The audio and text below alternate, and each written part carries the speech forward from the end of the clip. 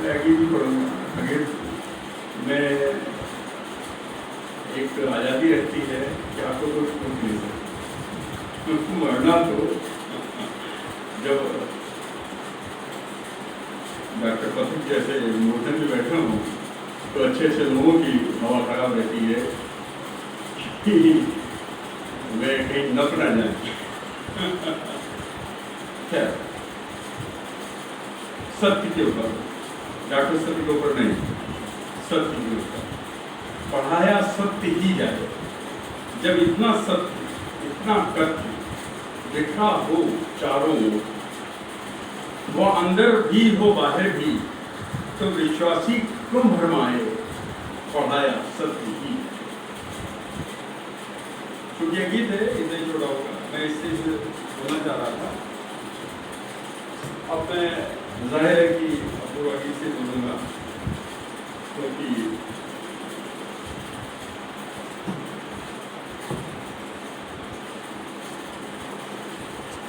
इसकी अंतिम कविता है, रोएंगे और रुलाएंगे। सही फरमाया, हिंदू बेपरवाहों का नाम हो गया।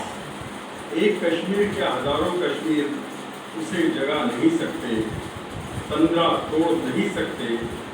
मार खाकर वह भाग जाता है, मार खाकर भी गुनगुनाता है कि संसार असार है और उपनिषद बेकार है।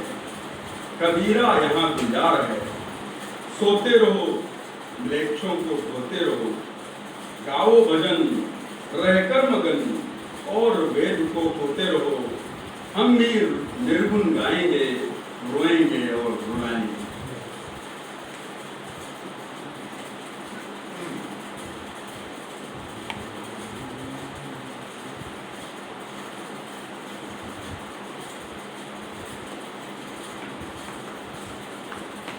दूसरा है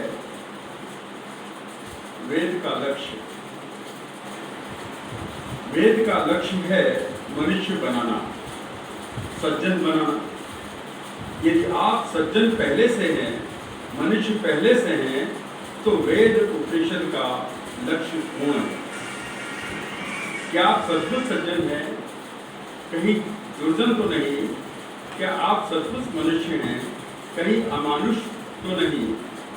अपने भरोसे को टटोलिए, उसे खंगालिए, बोध पैदा कीजिए, उपनिषद पढ़िए, संस्कृत पथ पर चलिए। मैं एक मिशनरी अपने आप को कहता हूँ, मैं योग संस्कृत का प्रचारक हूँ और मेरी अधिकतर गतिविधियाँ इसी फील्ड की रहती हैं। मुझे बिल्कुल इस चीज़ का भ्रम नहीं है कि मैं कवि नहीं, मुझे इस चीज़ का ही भ्रम नहीं कि मैं लेखक नहीं। मैं जो कुछ देखता हूँ वो उन भावों की अतिरेकता होती है, उन भावों का प्रज्वलन होता है जिन भावों को मैं जीता हूँ। और अन्य मंचों पर जो साहित्य से इतर हैं, जो योग संस्कृति मंच हैं, मैं उन पर उनका संभाषण भी करता हूँ।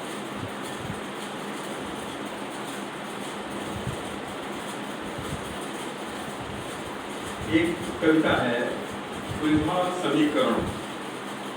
15 अगस्त क्या चमकीला तारा था।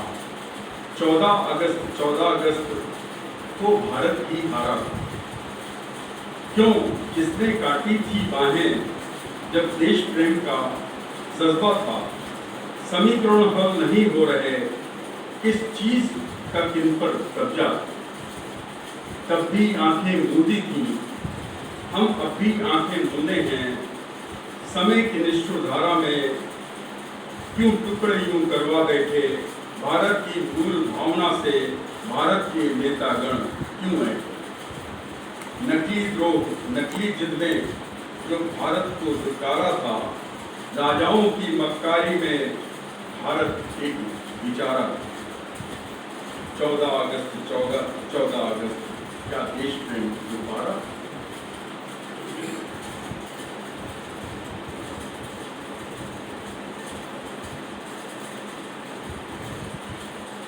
यूं ही का साहित्य की धारा अगर हम खड़ी बोली को साहित्य का आधार मानते हैं, की भाषा मानते हैं, तो उस समय जो भारतेंद्र हरिश्चंद्र या अन्य हमारे पुराने लोग आए हैं, पुराने महर्षि रहे हैं, साहित्य मनीषी रहे हैं, उनमें एक राष्ट्रप्रेम की, भारत को स्वतंत्र कराने की ललक थी, उसके लिए लिखे जाते थे। आजकल का लेखन किधर जा रहा है, ये जरा देखने की बात है और थोड़ा सचेत रहने की बात, क्योंकि ये दो प्रकार से, दो आधारों पर इसको नष्ट किया जा रहा है। एक आधार है आपकी भाषा का, जिस भाषा में कहने को हिंदी का सम्मेलन होता है और उसमें बाढ़ आ जाती है कई दजला बरात की, और ये बड़े आश्चर्य की बात है कि उस चीज पर ज्यादा वाहवाहियां होती हैं और हिंदी की ऐसी कैसी होती है। दूसरी चीज, इसका कोई भी विरोध करता है तो वो सबकी आंखों का काणापन हो जाता है। अगर कोई जरा से बोलेगा तो समझिए वो हिंदी का नुकसान कर रहा है, जबकि हिंदी का उसने नुकसान किया है। हिंदी को अपनी सहोदरी भाषाओं से दूर किया है। अपनी सहोदरी भाषाओं में संस्कृत के पर्यायवाची शब्दों के भरमार है, जिसको हिंदी वाले आसानी से समझ लेते हैं, लेकिन उन्हें दूर रहना है, उन्हें एक दीवार बनानी है। वो दीवार बनानी है और उसमें दीवार बना करके अपने ही लोगों के बीच अजनबी मिलाना है, अपरिचित मिलाना है। ये हमारी तथाकथित स्वतंत्रता के बाद जो धारा चली, वो जनवादियों की धारा चली। फटा कुर्ता, जीन्स, लटकाए हुए झोले, आपने उस काल को देखा है जब नक्सलाइट बड़ा सम्मान की दृश्य देखा जाता था कि अगर वो आ गया तो जैसे कि क्रांति आ गई, उसके बाद हमें नया सवेरा दिखेगा और कुछ दिखेगा नहीं। अब उसके बाद फिर श्रृंगार रस, वीर रस और ये सब रस के साथ साथ एक समन्वय रस भी चलता रहा। उस समन्वय रस की हम लोग अभी लगातार कीमत चुका रहे हैं। पता नहीं ये समन्वय बंगाली खाड़ी में डूबेगा या कहाँ जाएगा, मैं नहीं जानता। मेरे स्वर कुछ द्रोही लग रहा हूँ, द्रोही लोगों, तो मेरी आलोचना आप आराम से कर सकते हैं। मैं उन आलोचनाओं को खुशी से स्वीकार करूँगा और यही नहीं प्रत्युत्तर भी दूंगा, ठीक है। तो मैं देखता हूँ साहित्य का इस समय क्या है, यूं ही का साहित्य, यूं ही कुछ नहीं किया, कुछ लिखना है। साहित्य का रचा जाना अब अजीब प्रॉब्लम होता है। साहित्य का रचा जाना और रोटियों का बनाना, देखिए क्या है दोनों की रीति भी। साहित्य किस विचारधारा से प्रेरित और रोटियां किस अन्न के आटे की। क्या बालू की कोई रोटी खाता है? नहीं ना।